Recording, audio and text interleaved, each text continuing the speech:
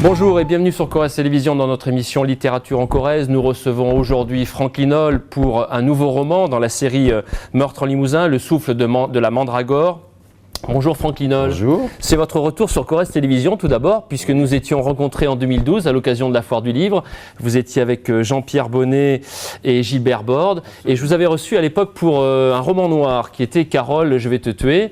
Mais que de chemin parcouru déjà depuis 2012 dans cette série Meurtre en Limousin qui a commencé je crois en 2010. C'est ça. Votre personnage principal, c'est le commissaire Dumontel.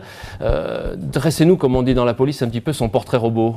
Alors, son identité, c'est le portrait robot. Oui. Comment on le ferait à la SRPJ de Limoges? Absolument, oui. Donc, c'est un personnage particulier, c'est un personnage de roman d'abord, il faut bien le dire. Mais donc, c'est quelqu'un qui est près de la retraite. C'est un personnage solitaire, qui a des bleus à l'âme. Et c'est un flic qui a un regard sur la société qui est assez critique parce que, vu qu'il est en fin de carrière, il a été confronté très souvent à la misère sociale, aux inégalités, il ne supporte plus. Donc on va dire que c'est un flic un peu marginal. Mais je dois dire que même si c'est un personnage de fiction, il m'est arrivé de rencontrer des policiers qui sont assez proches de ce personnage de fiction. Je pense que les policiers, notamment ceux du SRPJ, ils sont confrontés constamment à la violence la nuit quand vous arrivez, quand vous êtes convoqué parce qu'il y a eu une bagarre dans un couple ou des choses très glauques. Des situations souvent tendues. Des situations tendues, donc effectivement on n'en ressort pas indemne. Et donc ce personnage, il n'est pas indemne, il est solitaire, il n'a plus trop d'illusions sur son avenir, voilà. Et dans ce 9e roman de la série Meurtre en Limousin, il est quand même là déjà dans une situation particulière parce que votre héros, d'une certaine façon, le commissaire Dumontel, il est un petit peu mis au placard, pour reprendre une expression un peu familière, et là il est un petit peu aussi en freelance dans son enquête. C'est ça. Donc lorsqu'on le quitte dans le 8e opus, Yellow Cake, il est suspendu. Voilà, il est suspendu. Et là, donc, il attend l'enquête, ce qu'on appelle les bœufs-carottes, dans le langage policier. Sauf que son fidèle adjoint, Danny Marval, est confronté à une enquête terrible, quelque chose de très lourd. Et à un certain moment, Danny Marval, son coéquipier, lui demande un peu de l'aider. Et Dumontel ne peut pas s'empêcher, en freelance, tout seul, d'aller aussi faire son enquête. Voilà. Alors d'aller dans la région de Bellac, oui, pour ce 9e opus. Est-ce qu'il y avait une raison particulière pour aller dans ce territoire-là des Marches, de la Marche limousine, dans le nord de la Haute-Vienne? Là, on n'est pas très loin de la Creuse également, de l'Indre aussi, de la Charente et de la Charente Limousine. Il y avait une raison particulière pour aller dans cette région de Bellac? Oui. Une raison très précise, vous savez que ce que j'essaye de faire au-delà de l'intrigue, c'est toujours qu'il y ait un fond social ou sociétal, si vous voulez. Et là, ce qui m'intéressait, c'était cette affaire, entre guillemets, des habitants des yourtes dans la région de Bussière-Beaufy. Cette affaire a défrayé la chronique pendant au moins une dizaine d'années. Il y a procès sur procès, etc. Parce que ces gens qui voulaient vivre différemment, qui voulaient vivre d'une certaine façon en autosuffisance, eh bien, les institutions, les autorités municipales ont tout fait pour leur mettre les bâtons dans les roues. Et donc, moi, cette affaire m'a beaucoup intéressé. Donc, je suis allé enquêter, entre guillemets. J'ai rencontré donc ces gens qui habitent, qui vivent de façon un peu marginale, on va dire. Et c'est cette affaire de société qui m'a d'abord intéressé. Voilà. Mais j'allais vous poser la question justement, on sent votre sensibilité à ces personnes qui se sont mis un peu effectivement en marge de la société et qui ont choisi un mode de vie radicalement différent de la société de consommation de tout à chacun. Et vraiment, c'est ce qui vous a le plus intrigué justement dans cette affaire? Moi, au départ, je voulais comprendre. Je voulais comprendre parce que même si, au plan idéologique, je peux partager certaines de leurs positions, c'est-à-dire, est-ce qu'il ne faut pas aujourd'hui être dans une société de décroissance? C'est une vraie question. La question de l'écologie. L'autosuffisance, produire aujourd'hui de l'énergie propre, les cultures bio, avoir son jardin potager, etc.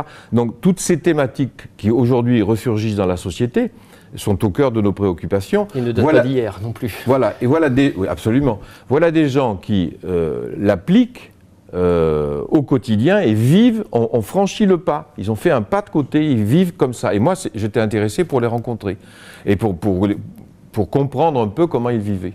Alors, cette région de Bellac, c'est celle effectivement de gens qui se sont mis un petit peu en marge de la société, vous le disiez, Franck, mais c'est également aussi un monde mystique, un monde de croyances, un monde de légendes, oui. Qui, je crois aussi, enfin, je dirais, vous passionne peut-être un peu également. Oui et non. Un peu moins. Mais, enfin, ça m'a intéressé, mais il s'avère que ce pays, ce territoire, cette commune de Bussière-Beaufils avec ce qu'on appelle la butte de Frochet, Bussière-Beaufils, le village de Roche, c'est un endroit assez mystérieux. En effet, on arrive à la fin des Monts de Blon, le pays des légendes, des contes, etc. Et donc là, tout en menant mon enquête, entre guillemets, sur ces personnes qui vivent en marge, j'ai rencontré la légende de la mandragore. Voilà.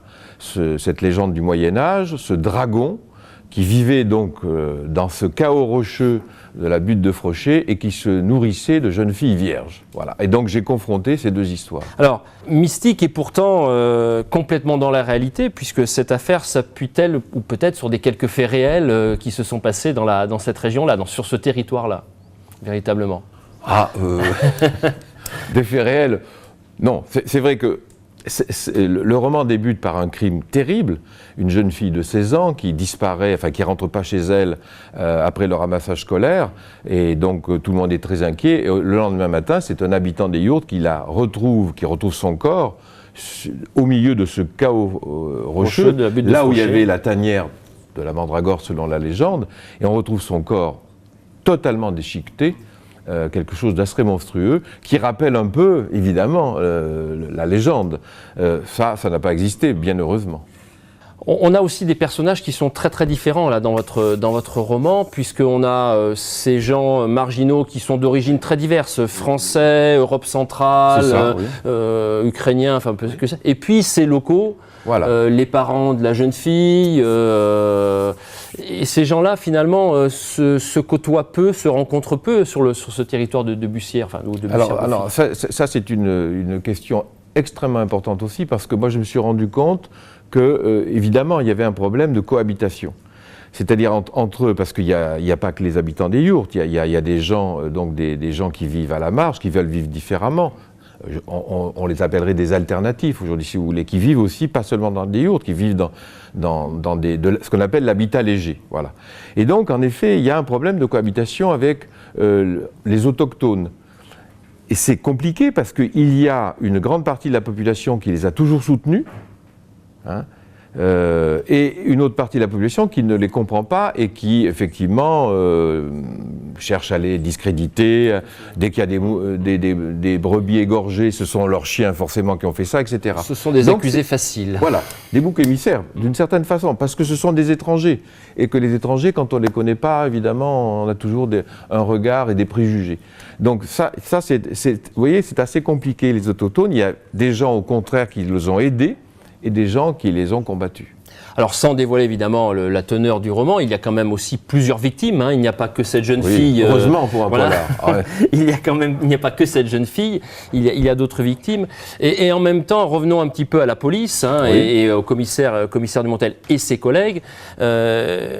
On a l'impression que Dumontel, il a toujours presque un temps d'avance sur ses collègues, puisque il résout, il découvre un petit peu les tenants et les aboutissants de cette affaire. Le premier, il a aussi ce flair policier qui lui donne ce temps d'avance sur son camarade Marval et ses autres collègues du SRPJ. Voilà, le flair, l'instinct, c'est la vieille école, vous savez. Bon, il sait très bien qu'il y a aujourd'hui des technologies extrêmement modernes avec l'ADN, avec tous ces engins où on peut, grâce à la fois la chimie, mais à la fois aux méthodes modernes d'investigation, on peut découvrir le coupable très, très vite. Mais lui, il y croit, il y croit un peu, mais il reste sûr que rien ne vaut le flair, comme vous disiez, l'instinct, et puis il faut se laisser aller en fonction. Il se laisse porter, effectivement, oui, une sorte d'instinct, oui. Vous avez raison d'utiliser le flair, parce que Dumontel, d'une certaine façon, c'est aussi une sorte de chien de chasse.